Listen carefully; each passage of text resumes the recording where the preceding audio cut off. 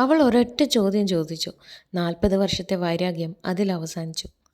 രണ്ട് സഹോദരന്മാർ 40 വർഷമായി അടുത്തടുത്തായി ജീവിച്ചു.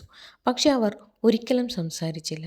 അക്ഷരാർത്ഥത്തിലും വൈകാരികമായും ഒരു മതിൽ അവരുടെ വീടുകളെയും ഹൃദയങ്ങളെയും വിഭജിച്ചു. ആ പോരാട്ടം എങ്ങനെ ആരംഭിച്ചു എന്ന് ആർക്കും ഓർമ്മയില്ല.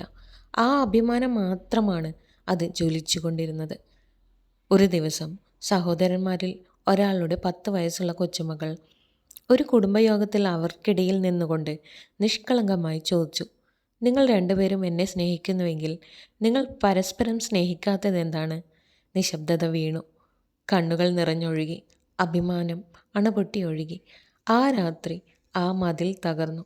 ഇഷ്ടികകൾ കൊണ്ട് നിർമ്മിച്ചതല്ല, വർഷങ്ങളുടെ അഹങ്കാരം കൊണ്ട് നിർമ്മിച്ചതാണ്. നഷ്ടപ്പെട്ട സമയത്തിലൂടെ അവർ കണ്ണീരിലൂടെ കെട്ടിപ്പിടിച്ചു.